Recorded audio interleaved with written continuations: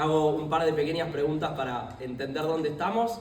Les pido que levante la mano quien conoce el acuerdo de Escazú y cree que podría armar... Esperen, manijas. ¿Quién podría armar un hilo de Twitter a la vieja usanza? O sea, hilo de 5 tweets, de 140 caracteres, no lo que hay ahora. Levante la mano. Miren para atrás, los que están adelante. ¿Cuántas manos hay, Adri? Ayúdame. ¿15? ¿20? Llegamos a 10 mucho. Bien. Ahora sumo otra y segunda pregunta. ¿Quién conoce, levante la mano, el rol de los representantes electos del público? ¿Adri? ¿Llegamos a 10? Sí, por ahí sí. Bien. Escuchamos. Ese es parte del estado de situación que hay con el acuerdo de Escazú. Es un acuerdo desconocido. Parto desde esa base. Ahora cuento brevemente desde qué lugar hablo, aparte de mi militancia en Consciente Colectivo, el rol que tengo en el marco del acuerdo de Escazú. Pero parto de... Es un acuerdo desconocido. Y estando en esta LCOI 4 días, me parece central que conozcamos al primer acuerdo ambiental que está hecho por y para América Latina y el Caribe. No es que lo importamos de Europa, de Norteamérica o de otros lados. Es un acuerdo pensado por y para la región. Quizás escucharon, lo voy a preguntar, vamos a ver, tercera y última pregunta de esta primera parte. ¿Quién escuchó alguna vez que América Latina es la región más peligrosa para los defensores ambientales? Levante la mano. Ahora me emocioné, miren para atrás. Una cosa de locos. Bien, conocemos el titular ese. Claramente no es una buena noticia. En parte por ese estado de situación, que es que nuestra región es considerada la más peligrosa para las personas que defienden el ambiente y los derechos humanos, es que existe el Acuerdo de Escazú. Un acuerdo que desde que entró en vigor en 2021 lleva menos de 5 años. Y a mí siempre me gusta hacer la analogía de... A un bebé no le pedimos de la noche a la mañana que cocine, lave los platos y haga las compras. Lo mismo sucede con un acuerdo como el de Escazú. Creo que muchas veces lo que sucede es que le pedimos a los acuerdos internacionales o regionales en este caso que resuelvan todos los problemas históricos de nuestra región. Ningún acuerdo por sí solo, a mi forma de ver, va a resolver esos problemas. Es una herramienta más que tenemos y en mi formación como abogado creo que las herramientas sirven, siempre y cuando las usemos o sepamos cómo usarlas. Y ahí lo ligo con algo que decía recién Igor, la cuestión de financiamiento. Ninguna política por sí sola, más allá de que haya voluntad, se puede implementar si no hay presupuesto. Y en general lo que sucede en casi todos los países de la región es que las políticas ambientales no tienen el presupuesto suficiente. Eso es parte de lo que sucede hoy en América Latina y el Caribe. Argentina, ¿alguien sabe si es Estado parte del Acuerdo de Escazú? ¿Sí? Ahí está, levantaron las manos pero con timidez, sin timidez. Bien, Argentina es uno de los países parte. ¿Creen que se está implementando? Sin timidez, viejo, sí, no, ¿cómo la ven? No, efectivamente, tenemos un plan nacional de implementación del Acuerdo de Escazú, pero bien, gracias. Y para eso hace falta, para mí, 2 factores elementales, voluntad política y presupuesto. Pero sin duda, si lo sabemos creo que todos y todas, con los problemas históricos que tenemos, por ejemplo la pobreza, resulta difícil sentarse en una mesa y decir, poné plata para el Acuerdo de Escazú. ¿El acuerdo de qué? Nadie lo conoce. Imagínense si acá en la LCOI menos del 15% lo conoce, ¿qué vamos a esperar del Congreso Nacional, de las legislaturas provinciales o inclusive del Poder Ejecutivo Nacional? Entonces, creo que hay que conocer la herramienta. Lo digo muy cortito, no quiero repetir algo que en ChatGPT en 2 minutos encontramos, que es los 4 ejes del acuerdo. La protección de los defensores ambientales, el acceso a la justicia en asuntos ambientales, acceso a la participación, acceso a la información. Información que, por ejemplo, en Argentina, hace unos meses un DNU por parte de Javier Milei dio graves retrocesos en términos de las posibilidades de acceso a la información. Un derecho que a mi forma de ver es un derecho elemental para una democracia. En parte, y ahí lo ligo con lo que decías vos, Adri, recién, que es, en la región tenemos cada vez más tendencias autoritarias, gobiernos autoritarios. Quizás alguno se acuerde o lo tiene presente, Bukele, presidente de El Salvador, en su momento vino a la asunción de Javier Milei. De hecho, hace unos pocos días, en ese mismo país, se acaba de aprobar por Congreso, casi que por unanimidad, una ley que permite la reelección indefinida. Y el mandato, en vez de ser de 5 años, pasó a 6. Veo caras que me ponen cara de sorpresa, emoji de boquita abierta. Bueno, eso es parte de la situación que está pasando hoy en América Latina. Y ahí para mí hay un punto central. Reconocer lo que es nuestro país. Creo que muchas veces somos demasiado tirapiedras para con lo que somos. y nos olvidamos de valorar lo positivo que sí tenemos. Y algo, me permito socializar, Adri, que hablamos varias veces, pero también hace unos días, es que por distintas experiencias que los dos tuvimos con gente de otros países, volvimos diciendo, che, Argentina no existe. Realmente no existe. La sociedad civil, la militancia argentina no existe. Y a veces creo, honestamente, que no lo dimensionamos. Y creo que si no valoramos y dimensionamos lo que somos, y no es por ponerme cursi, se los prometo, es difícil entender qué sí hay que cuidar y qué hay que mejorar, o qué hay que construir. Entonces, por un lado, reivindicar lo que somos. La sociedad civil y la militancia argentina no tiene comparación a nivel internacional en muchos aspectos, me animo a decir. Pero creo que, ojo al piojo con que vivamos de la nostalgia. Y creo que muchas veces, en ciertas veredas que integramos, somos un poco nostálgicos. Son más de 40 años del retorno a la democracia y creo que también nos merecemos pensar qué queremos para los próximos 40. Y creo que nosotros y nosotras, los jóvenes, tenemos que poder pensar qué queremos para adelante, no solamente mirar retroactivamente. Y creo que estos 4 días son un espacio elemental. Cierro con 2 o 3 pequeñas puntas. No sé, Adri, callame cualquier cosa. No, dale. La fiebre me hace delirar, diré. Hace algunos meses en Perú, por ejemplo, se firmó una ley en el Congreso que es conocida como la Ley Anti-Sociedad Civil. Restricciones para el financiamiento, restricciones de posibilidades de lo que pueden y no pueden hacer las organizaciones de la sociedad civil. En Ecuador, ciertas tendencias también autoritarias y que restringen ciertos derechos. En El Salvador, vuelvo a ese ejemplo, pero porque en lo personal me vuelve bastante la cabeza, que es, se anularon las garantías constitucionales. Y eso implica que, básicamente, en cualquier situación de la calle te pueden detener sin justificación. Hagas lo que hagas, estés haciendo lo que estés haciendo, no importa. Creo que muchas veces en nuestro país no miramos para afuera. Somos un poco, a mi forma de ver, soberbios en solo mirar la agenda nacional y no miramos qué sucede en la región y qué sucede en el mundo. Y creo, pero es una percepción personal, que en parte por eso creímos hasta último momento que un personaje como Javier Milei no iba a ganar las elecciones. Y lo digo en términos de reconocer que ciertas tendencias globales también llegan acá. Ahora la pregunta que para mí nos tenemos que hacer, entre otras, en estos días es ¿y qué carajo hacemos? Claramente no lo sé.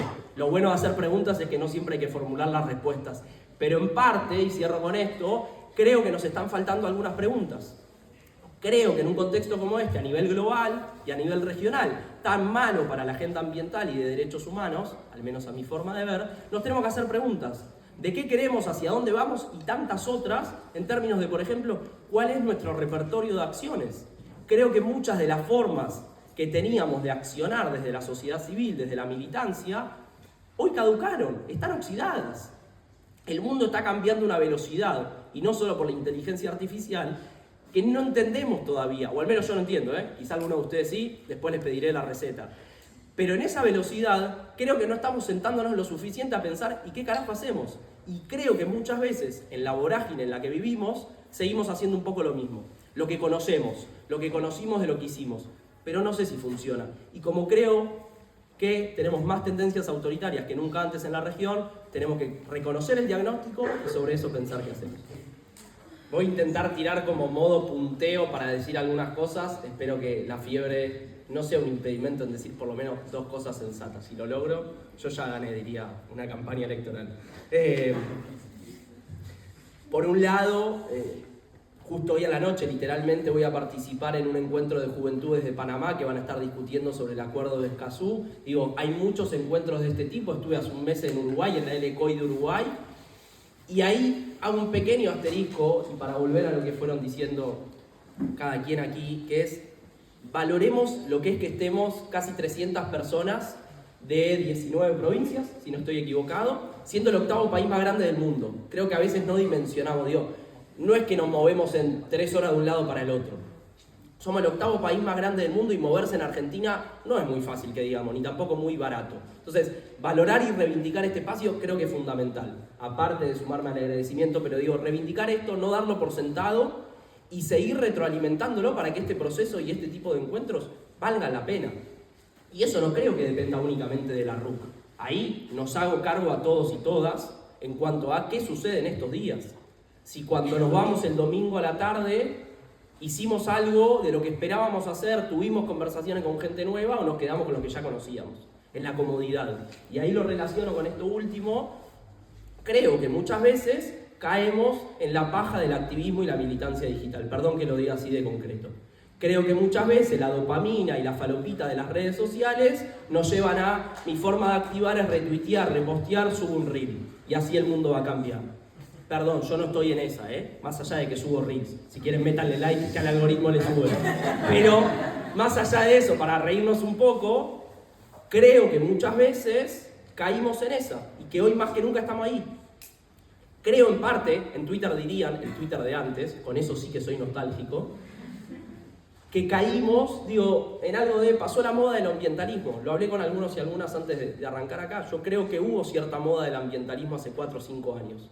La pregunta es, ahora que pasó la moda, ahora que no están todos los flashes, ahora que no está toda la guita que hubo hace 5 años, ¿qué hacemos? Vuelvo a lo que dijo Adri recién. Quizás algunos lo saben, pero no me parece de más mencionarlo. Desde que Trump asumió, sacó lo que es la cooperación estadounidense. La cooperación estadounidense en términos de la sociedad civil, ciertas causas, como por ejemplo temas de hambre en África, temas de vacunas en el sur global, están en crisis absoluta.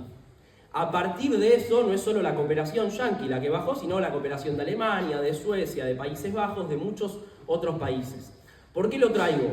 Porque parte de lo que está sucediendo con la sociedad civil de muchos países es cada vez menos organizaciones, gente que de un día para el otro perdió su laburo, gente que no sabe qué carajo hacer, en términos los más elementales y materiales, porque de un día para el otro le cortaron un proyecto que venía militando e intentando que le salga hace varios años.